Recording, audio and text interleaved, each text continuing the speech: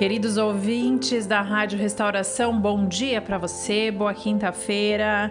Eu sou Isabela Bacarim, com o nosso programa Café com a Bela. Já tomei o meu café, agora eu vou tomar a minha água. Hoje eu pensei em fazer um programa diferente.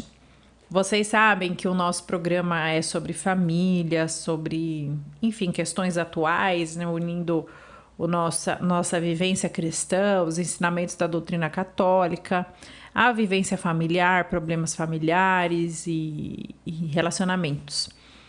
Mas hoje eu tive a ideia de fazer um programa diferente, baseado num conto do Leão Tolstói. Para quem não conhece, é um escritor muito famoso, renomado, russo. Foi um escritor, né, falecido. Escreveu vários contos e histórias, e ele colocava sempre uma pitada de a moral cristã no plano de fundo das suas obras.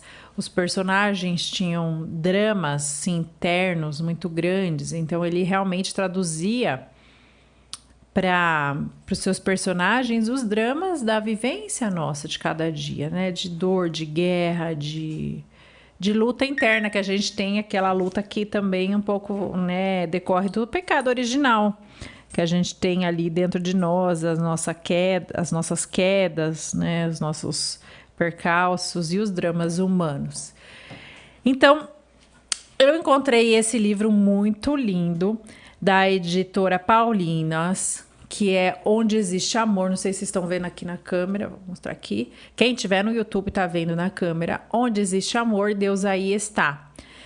É um livro, fizeram um livro infantil, mas é baseado num conto, né? Era um conto do Leão Tolstói, e um autor, né, ou alguém teve a ideia, nos Estados Unidos, né? E traduziu o conto do russo para o inglês e colocou as ilustrações e fez desse conto um conto infantil. Porque, afinal, é um conto que serve de pano de fundo para a gente mostrar para as crianças e serve de ensinamento para todos nós. Então, é uma lição de esperança. Então, hoje o programa vai ser diferente porque eu pensei em ler este conto para vocês. É um conto um tanto longo, tá?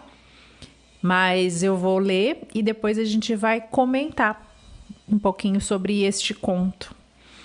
E eu acho que o Espírito Santo vai conduzindo aí, provavelmente vocês vão se identificar um pouquinho com o personagem, ou vão identificar alguma situação, alguém que passa por esse drama humano como o desse personagem vai passar, que vocês vão ver, né? Então, vou começar. Vivia na cidade de Martin Advait, o sapateiro. Ele morava num porão que tinha uma única janela que abria para a rua. Pela janela baixa podia ver as pessoas passando, mas delas enxergava somente as pernas. Martin Advait, no entanto, conhecia as pessoas pelo calçado. Fazia muito tempo que vivia naquele lugar e tinha muitos conhecidos. Era raro surgir algum par de calçados dos arredores que não tivesse passado uma ou duas vezes por suas mãos. Uns para trocar o solado, outros para remendar, outros ainda para costurar, e vez ou outra fazer novas pontas. Frequentemente ele via os frutos do seu trabalho passando pela janela. Serviço havia bastante, pois Advait trabalhava bem, usava bom material, não cobrava mais e mantinha a palavra. Quando podia cumprir o prazo, pegava o trabalho. Se não podia, não enganava e avisava antes. Todos conheciam Advait e não lhe faltava serviço. Sempre foi uma boa pessoa, mas com a idade passara a preocupar-se com a própria alma e aproximar-se mais de Deus. Quando Martin ainda morava na casa do patrão, faleceu sua esposa, deixando-lhe um garoto de 3 anos. Havia tido outros filhos, mas nenhum deles sobrevivera. No início, Martin quis entregar o filho para a irmã na aldeia. Depois ficou com pena, pensou: vai ser duro para o meu Kapitikoshna. Gente, os nomes são assim, tá? Porque é tudo do russo. Então, não liga não. viver numa família estranha. Vou ficar com ele. Então, a Deite deixou a casa do patrão e foi viver com o filhinho num quarto. Mas Deus não lhe concedeu sorte com os filhos. Mal o garoto havia crescido e começado a ajudar o pai, uma alegria só, uma doença o apanhou. O menino teve febre por 1 semana e morreu. Martin sepultou o filho e ficou desesperado. Tão desesperado que passou a reclamar de Deus. Foi tomado de uma tristeza tal que por diversas vezes pedia a Deus a morte, repreendendo-o por ter levado o único e amado filho, em vez de levar a ele, um velho. Deite parou até de ir à igreja. Certa vez, passou pela casa de Deite um velhinho, conterrâneo seu, vindo do mosteiro Troista, e já andava pelo mundo havia 8 anos. Passaram a conversar e Deite começou a queixar-se da sua infelicidade. Nem tenho mais vontade de viver, desabafou ele. Só quero morrer. É a única coisa que peço a Deus. Tornei-me agora uma pessoa sem esperanças. Então o velhinho lhe falou: Não fale assim, Martin. Não podemos julgar as ações de Deus. As decisões não cabem a nós, mas à providência divina. Deus designou seu filho morrer e a você viver. Isso significa que assim é melhor. Quanto ao seu desespero, ele decorre do fato de você querer viver em função da sua própria felicidade. Mas para que viver então? Perguntou ele. O velhinho respondeu: Deve-se viver para Deus, Martin. É Ele quem dá a vida. Deve-se então viver para Ele. Assim que passar a viver para Deus, você não vai mais sofrer com nada e tudo lhe parecerá fácil. Martin pensou um pouco e disse: Como se vive para Deus? Então o velhinho disse: Cristo nos ensinou como viver para Deus. Você sabe ler? Compre um evangelho, leia e saberá como viver para Deus. Está tudo indicado ali. Essas palavras calaram fundo no coração de Deite, e no mesmo dia ele comprou o Novo Testamento impresso com letras grandes e começou a ler. Deite pretendia ler somente nos feriados, mas assim que começou, sentiu-se tão bem espiritualmente que passou a fazê-lo todos os dias. Chegava a ler durante tanto tempo que o querosene do lampião acabava e ele não conseguia largar o livro. Assim, Deite passou a ler todas as noites. Quanto mais lia, mais entendia o que Deus desejava dele e como se devia viver para Deus. E o seu coração foi se tornando cada vez mais leve. Antigamente, ao deitar-se para dormir, ele chorava e gemia, lembrando-se de Kapitoshka. Mas agora dizia somente: Glória, glória a ti, Senhor, seja feita a tua vontade. A partir daí, a vida de Deite mudou. Antes, nos dias festivos, ele ia à taverna para tomar chá e não rejeitava uma vodka. Acontecia de beber com algum conhecido e, mesmo sem embebedar-se, saía da taverna meio alegre, falando bobagens, criticando ou condenando alguém. Agora já não fazia mais isso. Sua vida tornou-se pacífica e feliz. Pela manhã, sentava-se para trabalhar e cumpria o seu horário. No final do dia, tirava o lampião do gancho, colocava-o na mesa, pegava o livro da estante, abria-o e sentava-se para ler. Quanto mais lia, mais entendia, e em seu coração tudo se tornava claro e alegre. Um dia, Martin leu demais e acabou esquecendo-se da hora. Estava lendo o Evangelho de Lucas e no capítulo 6 deparou-se com os versículos 29 a 31. A quem te ferir uma face, oferece a outra. A quem te arrebatar a capa, não recuses a túnica. Dá a quem te pedir perdão. Dá a quem te pedir e não reclames de alguém tomar o que é teu. Como quereis que os outros vos façam, fazei também a eles. Leu também os versículos 46 a 49, em que o Senhor diz: Por que me chamais Senhor, Senhor, mas não fazeis o que eu digo? Vou mostrar-vos a quem é comparável tudo que vem a mim. Escuta as minhas palavras e as põe em prática. Assemelha-se a um homem que, ao construir uma casa, cavou, aprofundou e lançou o alicerce sobre a rocha. Veio a enchente, a torrente deu contra essa casa, mas não a pôde abalar, porque estava bem construída.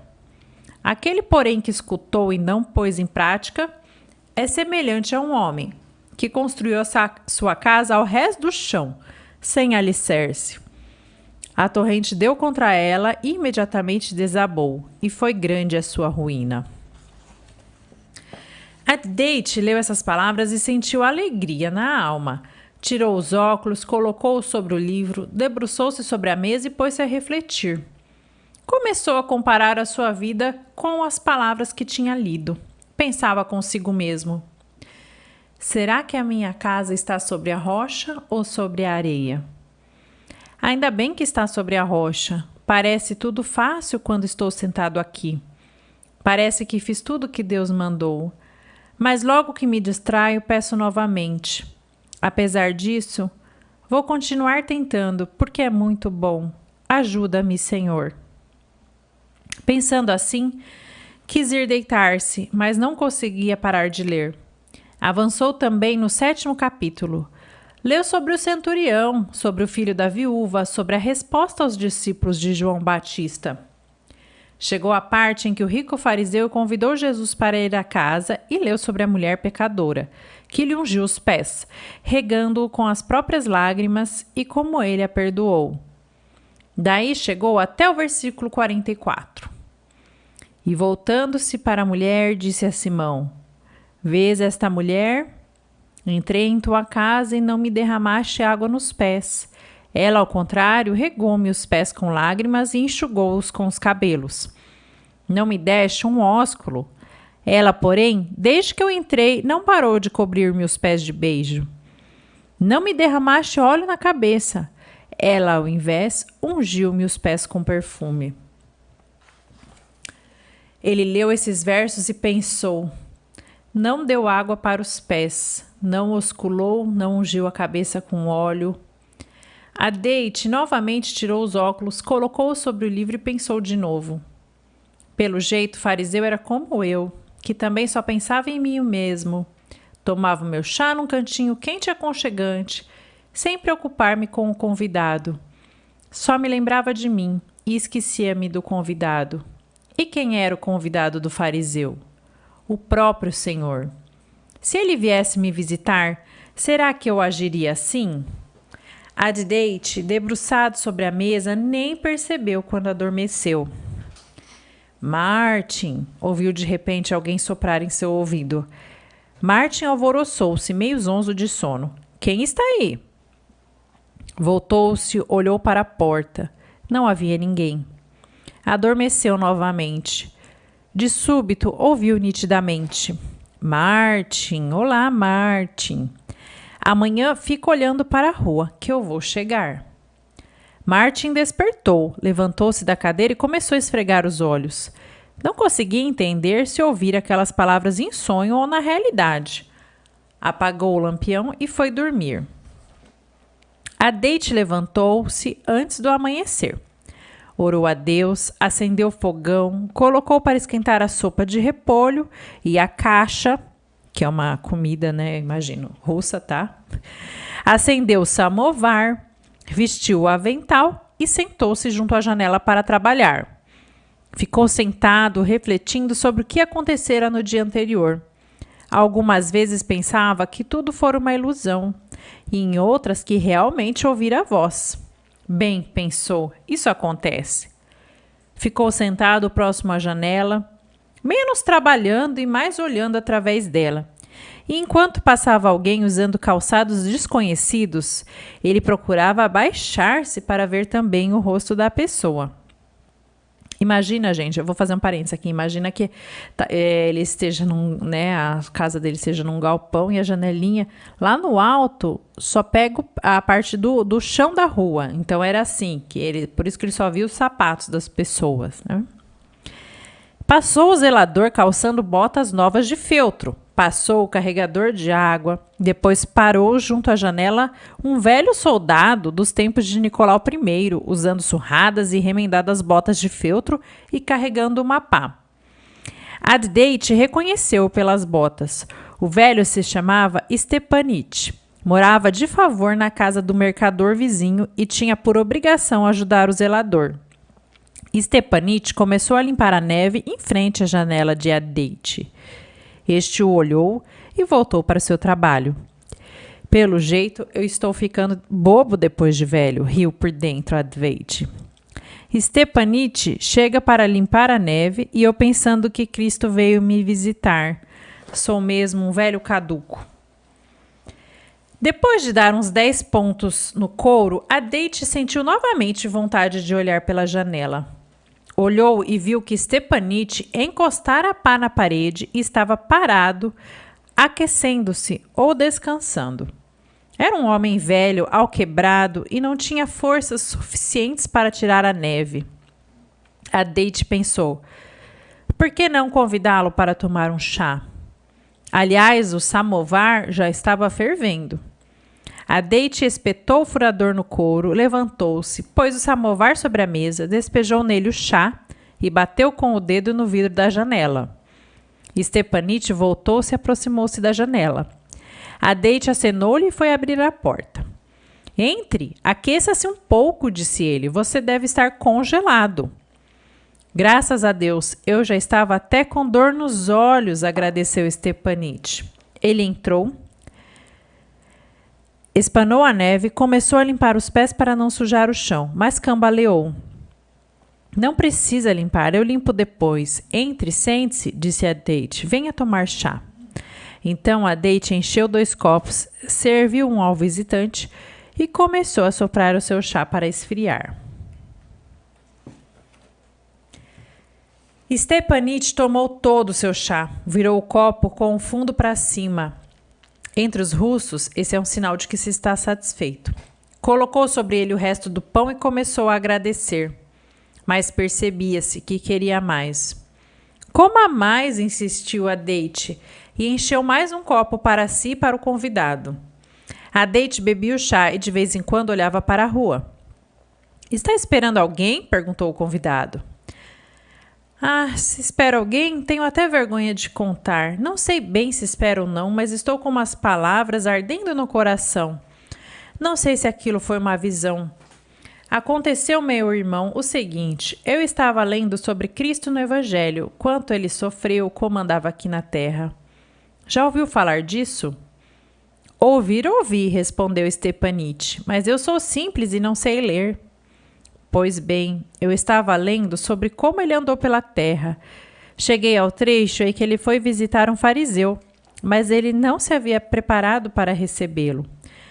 Pois é, irmãozinho, estava ontem lendo isso e pensava em como o fariseu deixou de prestar honras ao Cristo nosso Senhor. Se, por exemplo, fosse eu ou algum outro, faria de tudo para tentar recebê-lo bem, mas aquele nem lhe fez uma recepção digna. Fiquei pensando nisso e acabei adormecendo. Adormeci, irmãozinho, e percebi alguém que me chamava pelo nome. Abri os olhos e ouvi uma voz sussurrando. Aguarda que amanhã eu vou visitar-te. E aconteceu 2 vezes a mesma coisa. Isso, acredite se quiser, ficou na minha cabeça. Por isso estou aqui, envergonhado, mas aguardando a visita do Senhor. Stepanit balançou a cabeça e nada disse. Acabou de beber o seu chá e colocou o copo de boca para baixo. Mas Addate levantou e encheu novamente. Coma quanto quiser, também penso que, quando ele andava aqui na terra, não desprezava ninguém e vivia rodeado de gente humilde. Visitava casas de gente simples, escolhia seus apóstolos entre tipos como nós, trabalhadores e pecadores. Ele dizia: quem se exalta será humilhado, e quem se humilha será exaltado. Dizia também: vós me chamais de Senhor, mas eu vos lavei os pés. Avisava: aquele que quiser ser o primeiro dentre vós, seja o vosso servo de todos. Isso porque, como ele falava, são bem-aventurados os miseráveis, os humildes, os submissos e os benevolentes. Stepanit, homem velho e sentimental, Esqueceu o chá. Ficou sentado lá, ouvindo, com as lágrimas escorrendo pelo rosto. Coma mais, disse a Deite, mas Stepanite agradeceu, afastou o copo e levantou-se, dizendo: Obrigado, Martin a Deite. Você me saciou o corpo e a alma. Seja sempre bem-vindo. Venha me visitar outra vez. Ficarei contente em recebê-lo, respondeu a Deite. Stepanite foi embora. Martin serviu-se do resto do chá, bebeu, guardou a louça e sentou-se novamente junto à janela para trabalhar, para costurar o salto. Foi costurando e olhando pela janela, aguardando o Cristo e só pensando nele e em suas obras, com a cabeça cheia de frases de Jesus. Passaram 2 soldados, um usando botas do exército e o outro as suas próprias. A seguir vieram o dono da casa vizinha de galochas engraxadas e o padeiro com uma cesta. Todos foram adiante. Depois parou perto da janela uma mulher com meias de lã e sapatos rústicos de roça. Ela passou e parou junto à parede. A Deite esgueirou-se, examinou-a da janela e viu que era uma desconhecida, mal vestida e com uma criança no colo. Ela estava parada perto da parede, de costas para o vento, tentando proteger e enrolar o bebê na roupa. Mas não tinha em que envolvê-lo. O traje da mulher, próprio para o verão, estava muito gasto. A Deite ouviu pela janela o choro da criança e a mulher procurando acalmá-la, sem conseguir, porém. Ele, então, levantou-se, saiu pela porta para a escada e exclamou: Moça, moça, olá, moça! A mulher ouviu e voltou-se para ele. O que está fazendo parada com a criança neste frio? Entre aqui no porão. Aqui está quente, poderá cuidar melhor dela. Venha por aqui. A mulher surpreendeu-se. Viu um velho de avental, óculos no nariz, chamando-a. Ela seguiu, desceram pela escada, entraram no porão e o velho mostrou-lhe a cama. Por aqui, moça, indicou. Sente-se aqui, mais perto do fogão. Você vai se aquecer e poderá amamentar. Não tenho mais leite no peito. Eu não comi nada desde manhã, contou a mulher, mesmo assim oferecendo o peito à criança.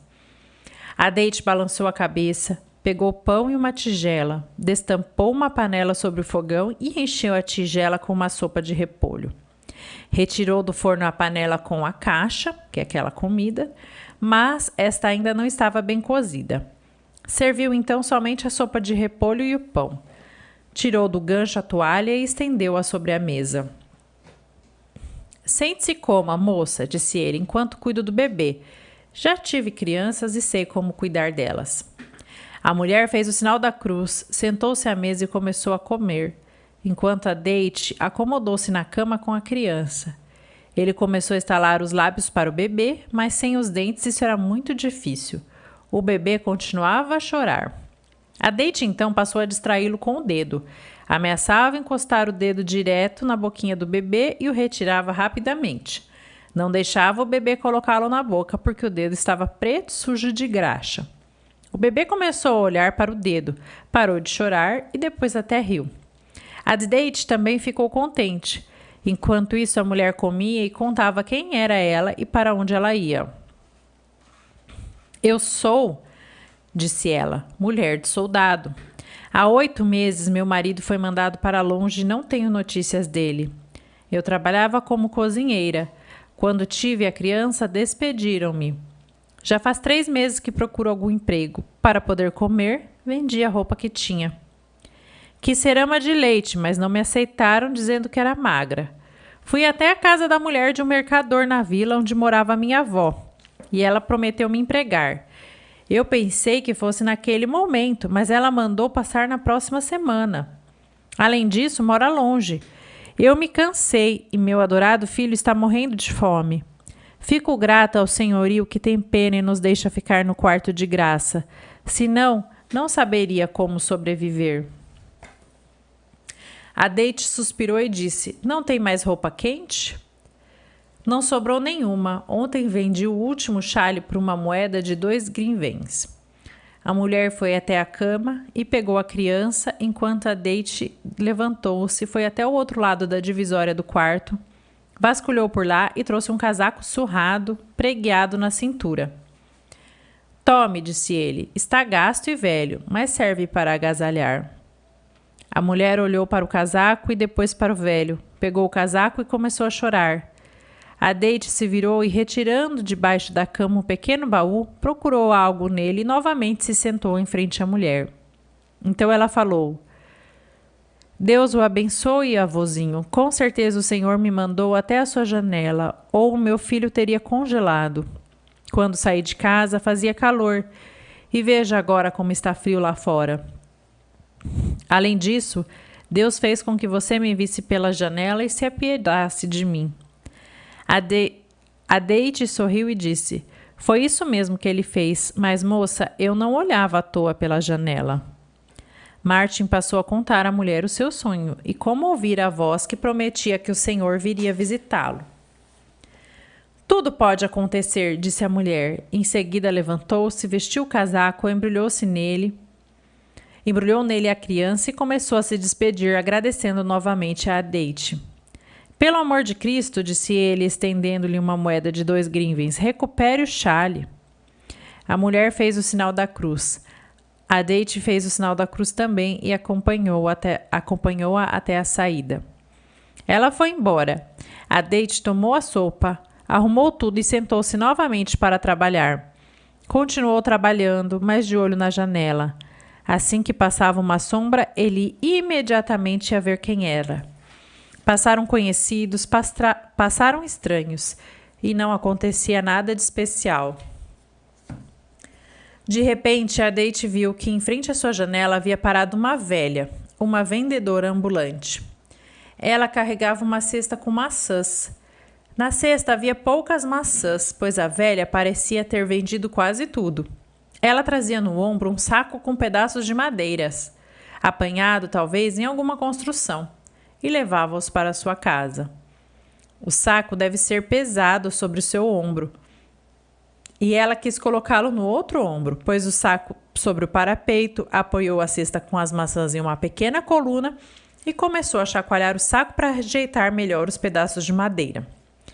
Enquanto chacoalhava, surgiu do nada um garoto de boné rasgado, apanhou uma maçã e tentou fugir. Mas a velha o percebeu a tempo, voltou-se e agarrou o pequeno pela manga. O garoto debateu-se, querendo escapar, mas a velha segurou-o com as 2 mãos, deu um safanão no boné e pegou-o pelos cabelos. O garoto começou a gritar e a velha a praguejar. A Date nem teve tempo de dar mais um ponto no couro. Jogou tudo no chão, correu para a porta e até tropeçou na escada, deixando cair os óculos. Saiu para a rua. A velha puxava o pequeno pelos cabelos, praguejando e querendo levá-lo à polícia. O menor debatia-se e contestava. Eu não peguei nada, dizia. Por que está me batendo? Me solta. A Date foi apartá-los. Pegou o garoto pela mão e disse: Deixe-o ir, vovó. Perdoe-lhe, pelo amor de Cristo.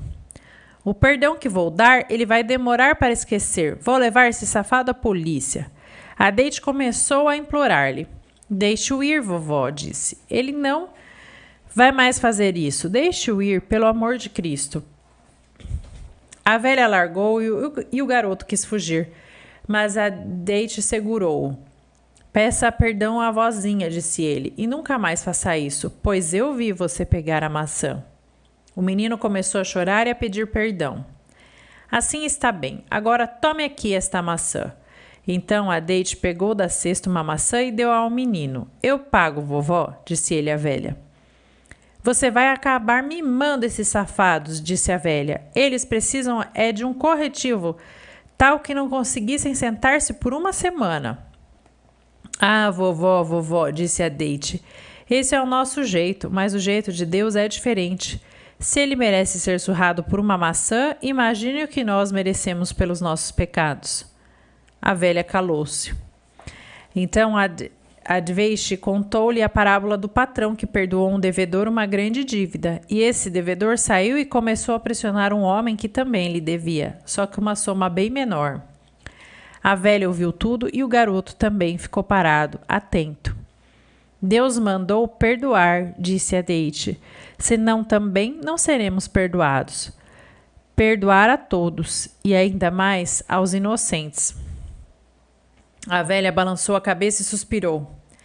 Está certo, disse ela, mas esses garotos estão muito sem vergonha.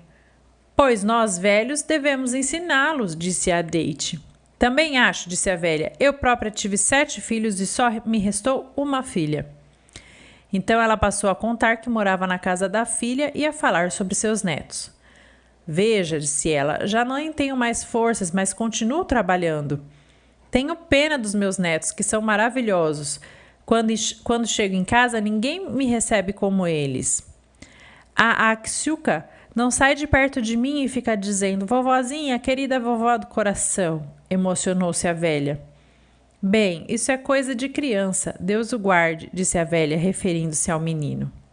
Quando ela quis levantar o saco de madeira para colocá-lo sobre o ombro, o garoto aproximou-se e disse, deixe que eu levo, vovó, é meu caminho. A velha balançou a cabeça e colocou o saco sobre as costas do menino.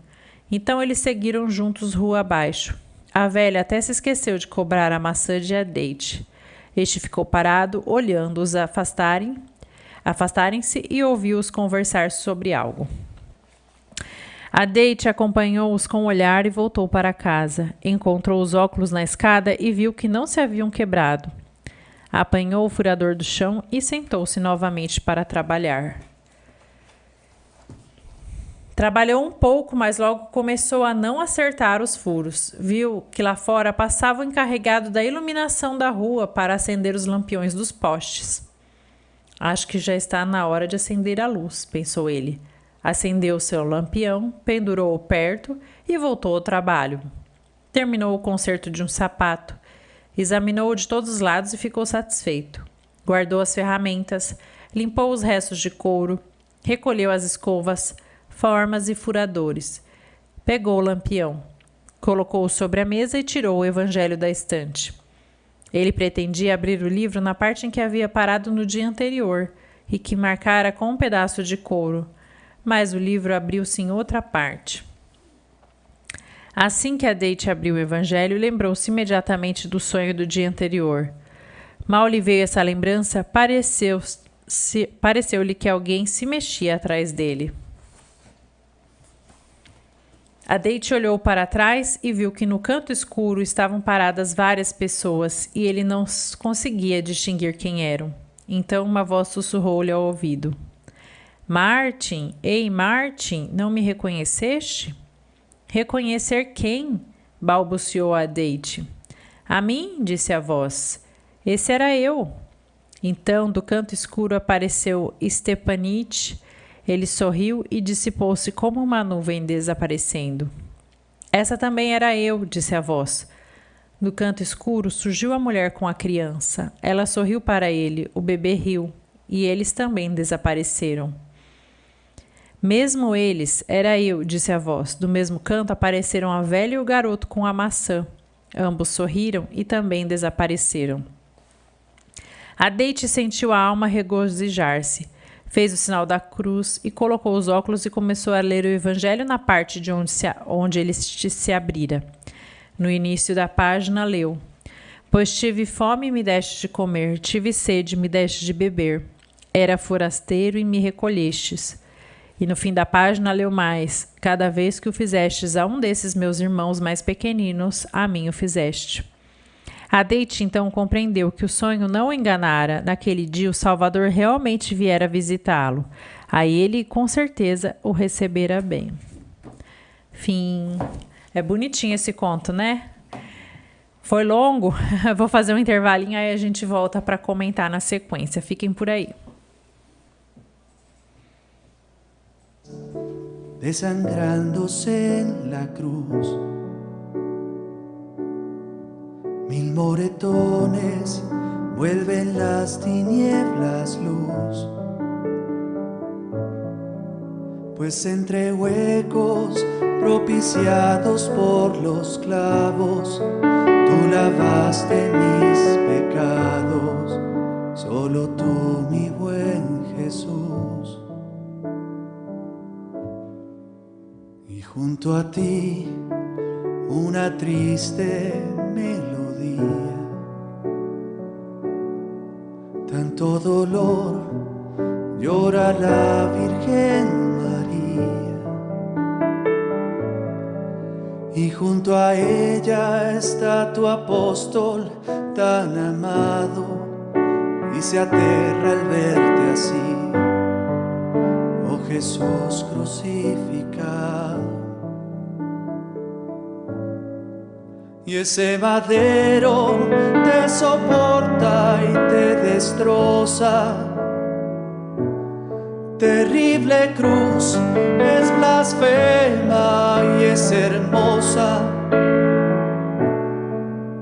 Con tu cuerpo destrozado has lavado mis pecados en tu amor, Señor.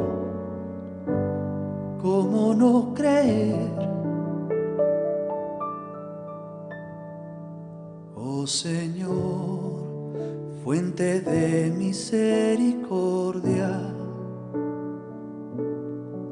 sáname que en mi vida tengo hambre. Mis pecados, pásalos por tu costado, blanca quedará mi alma con tu sangre y con tus clavos. Y ese madero te soporta y te destroza. Terrible cruz, es blasfema y es hermosa. Con tu cuerpo destrozado has lavado mis pecados en tu amor, Señor. ¿Cómo no creer? Y ese madero te soporta y te destroza. Terrible cruz, es blasfema y es hermosa. Con tu cuerpo destrozado has lavado mis pecados en tu amor, Señor. ¿Cómo no creer?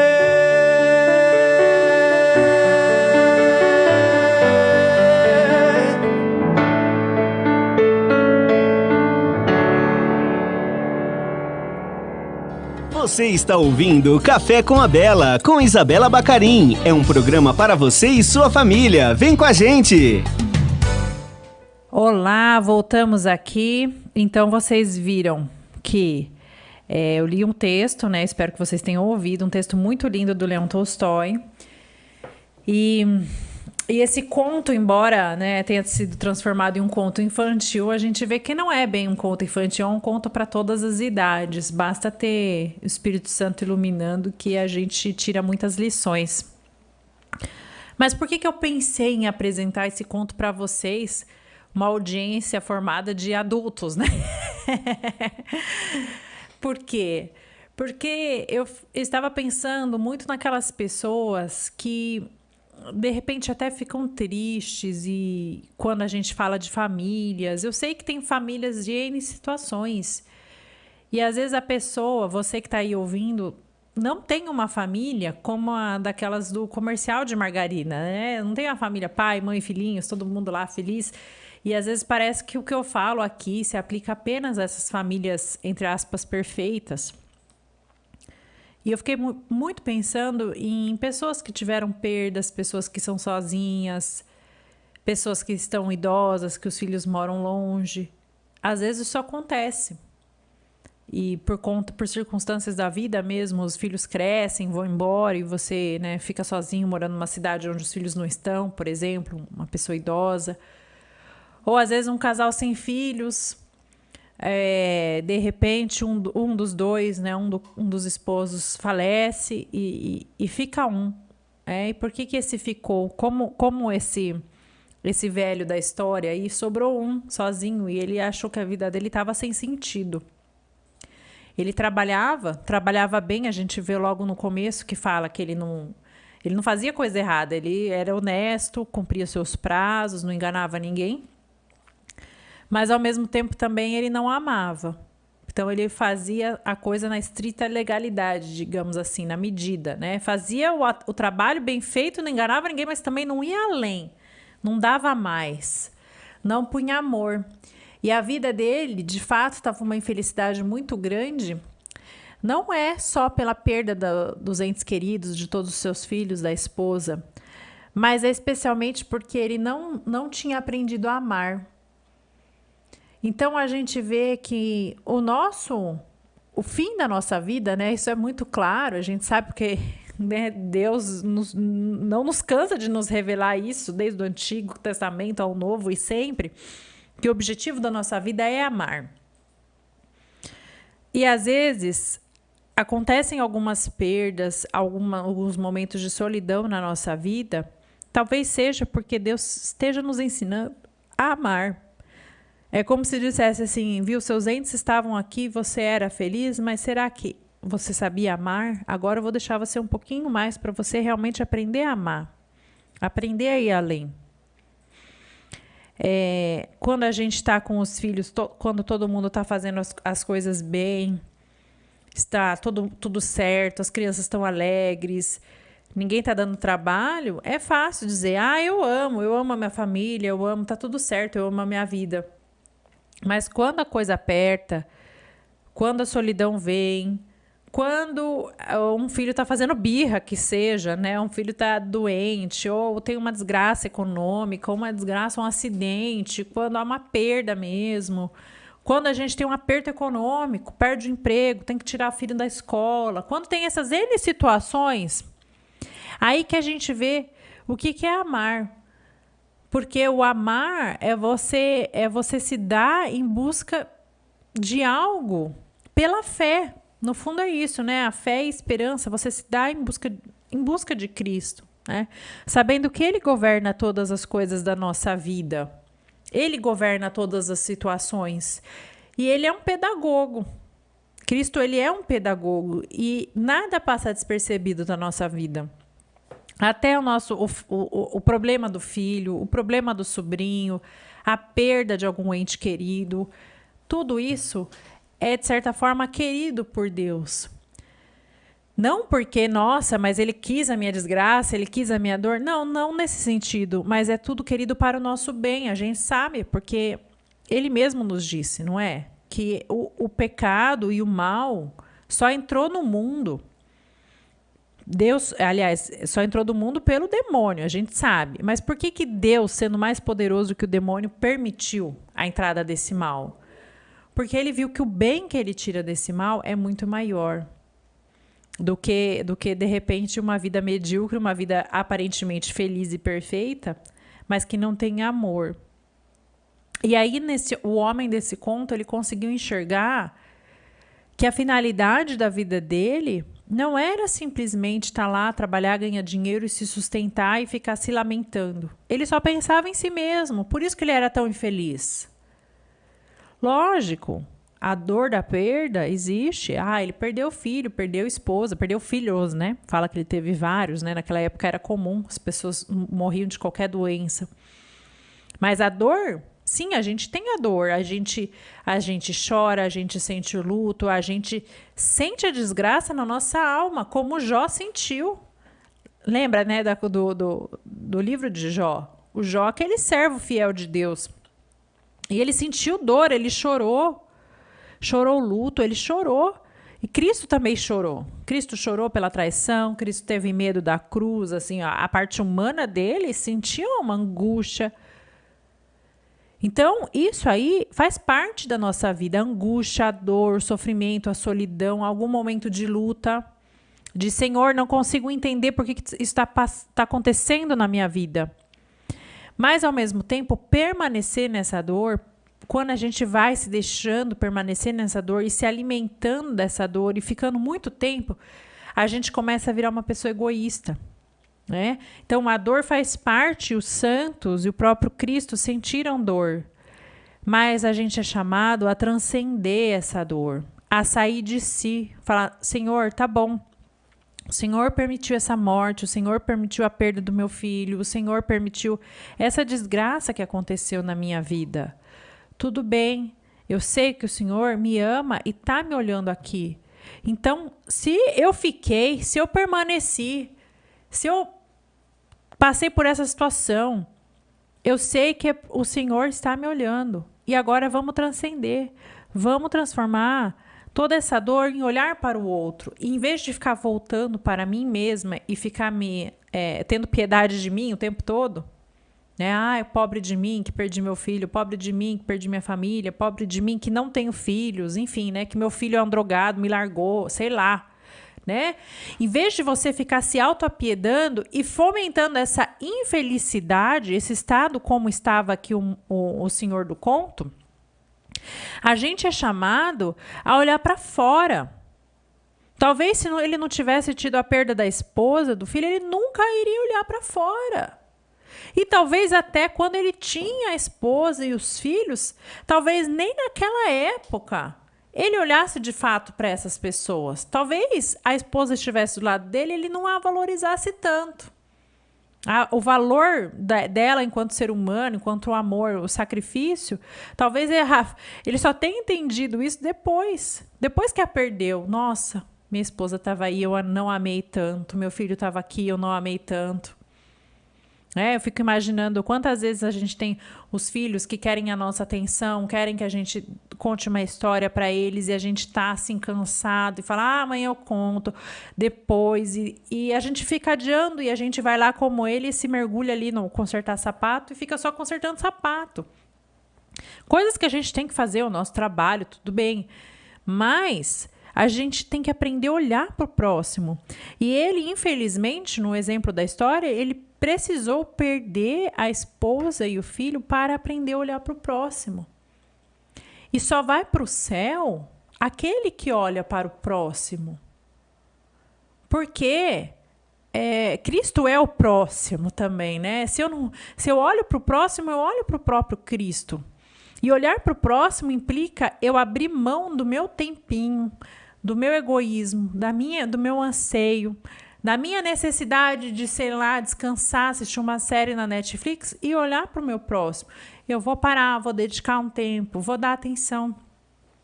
Vou ligar para minha avó, que, nossa, me dá preguiça de ligar, porque se eu ligo, fico uma hora no telefone contando as mesmas coisas que ela conta toda semana. Às vezes é isso. É o Cristo ali, né? Cristo é o Cristo que demanda a minha atenção, é o Cristo que requer o meu amor. O amor está ligado ao sacrifício. Vocês veem que ele, de certa forma, fez um sacrifício ali. Talvez não seja tão nítido para a gente, porque não foi uma coisa assim tão grande. Mas foram pequenos sacrifícios. Convidou o Senhor para entrar, deu chá para ele, alimentou.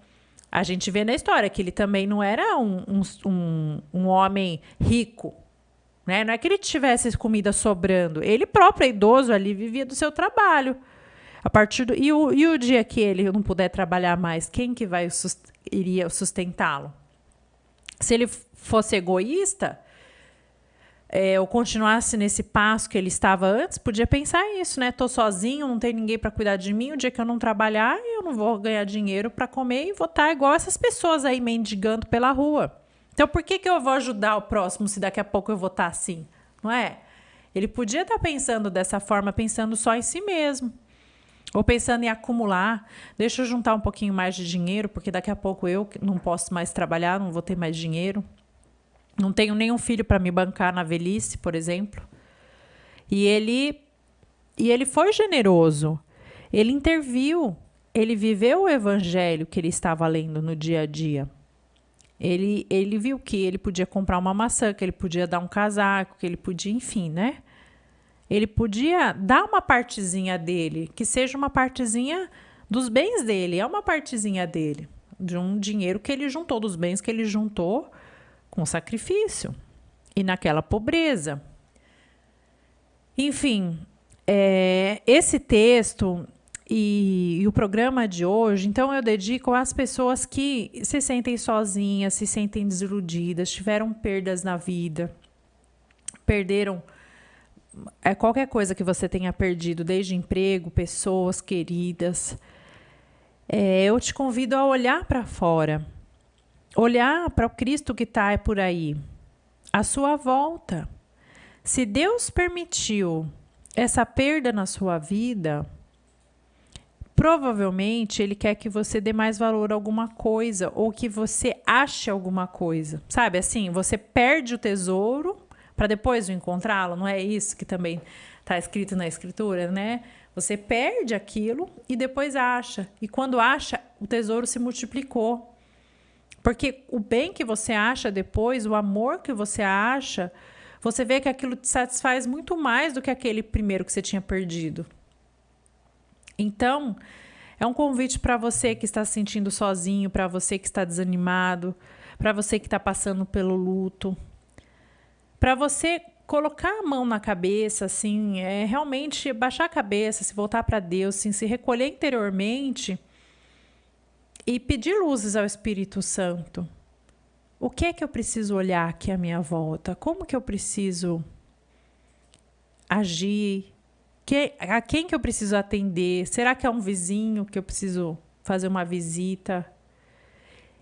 E pedir ao Espírito Santo que te ilumine, porque o Espírito Santo ele nos mostra quem precisa. Não é que todo mendigo, toda pessoa sozinha na rua eu vou parar e vou atender.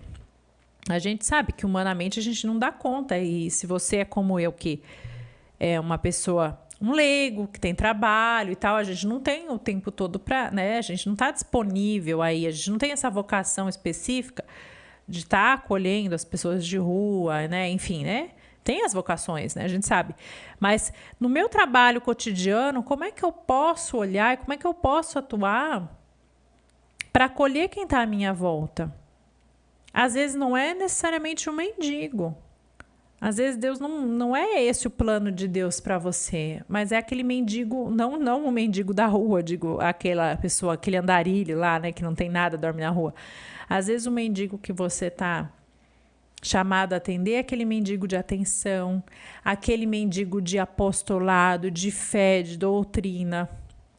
A quem você pode acolher? A quem você pode fazer uma visita? Uma amiga ou um amigo que você pode ligar. Hoje em dia, quem que liga para as pessoas? A gente só manda recado no WhatsApp e olhe lá. Dá um curtir num post do Instagram ou do Facebook e só. Isso não é amizade. Às vezes o seu chamado, o seu outro Cristo, né? O modo como você vai encontrar Cristo também vai ser assim, indo além desse curtir e compartilhar algum post do seu amigo no Instagram, mas de fato ligar, fulano, vem aqui em casa, vamos conversar. E dá um pouquinho do seu tempo e abre a sua alma e deixa a pessoa abrir a sua alma ou coloca a pessoa nas suas orações. Vocês veem que o homem do conto, ele fica feliz a partir do momento e ele se abastece e ele vê a vida dele tendo sentido a partir do momento que ele pensa mais nos outros do que em si mesmo. Às vezes é um orar pelo outro. Às vezes eu não posso fazer muita coisa. Não posso chegar lá e intervir na situação da minha amiga que tem um filho que, sei lá, tá usando drogas e saiu de casa ou que volta de madrugada. Enfim, às vezes eu não posso ir lá. Não tenho o que fazer, eu não posso internar o filho dela numa clínica. Mas eu posso rezar, eu posso pôr o meu coração naquilo. Eu posso ouvi-la, eu posso ligar de vez em quando, perguntar como é que ela tem lidado com essa situação. Ou às vezes falar simplesmente, estou rezando por isso, tenha fé. E ser o outro Cristo na medida em que eu animo a outra pessoa também a perseverar. Porque afinal, nós queremos ir juntos para o céu e nós somos chamados a isso, né? Viver em comunidade e ir juntos para o céu, não ir sozinho, né? Então, dá aquele ânimo para a pessoa. Então, é isso. Eu vou encerrar o programa de hoje com essa mensagem para vocês, com essa reflexão. Deem uma olhada, dão uma pensada ao redor, realmente peçam ao anjo da guarda, peçam ao Espírito Santo.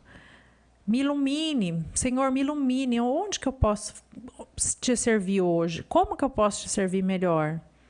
E às vezes vem aquela intuição, sabe? O nome de uma pessoa, uma ação que vem assim na sua cabeça, ligar para fulano. Não fique adiando.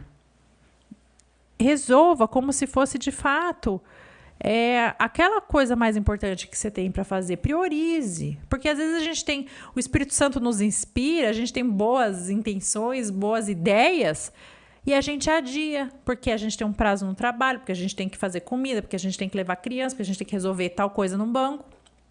E não faz. E no fundo é aquele chamado de Cristo que está vindo, e a gente está reiteradamente falando, espera aí, deixa eu ir lá enterrar meu pai, né? Deixa eu ir lá, na Bíblia fala, né? Não tem uma passagem isso? Quando eu te chamar, você vem. Não tem que ficar lá querendo enterrar os mortos, arranjando desculpa. É agora. Não deixa o bonde da graça passar. O bonde da graça é naquele momento que ele está passando, você sobe nele, monta e vai. Né? Então, espero que vocês tenham gostado desse programa diferente. Fica aqui a indicação, ó, você que quer fazer bem a uma criança, você que quer levar a mensagem de Deus para alguma família. Deixa eu pôr aqui que a câmera tá melhor.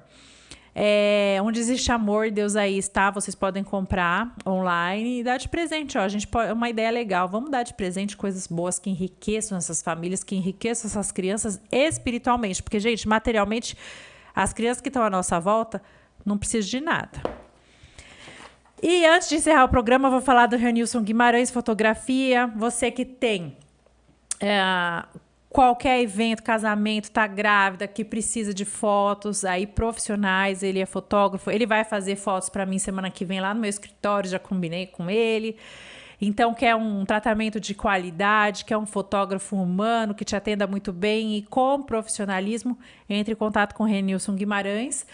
Prestigiem os nossos patrocinadores, tá bom? Que é graças a ele que o nosso programa tá no ar e que toda a rádio tá no ar. Um beijo para vocês, tenham uma excelente semana. Até a próxima. Renilson Guimarães Fotografia. Deseja registrar e eternizar a beleza do viver? Trabalhamos com ensaios individuais e de família, festas, aniversários e casamentos. Para maiores informações, entre em contato pelo WhatsApp 43 9 99 97 94 56. Renilson Guimarães Fotografia, porque o fotógrafo tem a mesma missão do poeta, eternizar o momento que passa. You know it can get hard sometimes.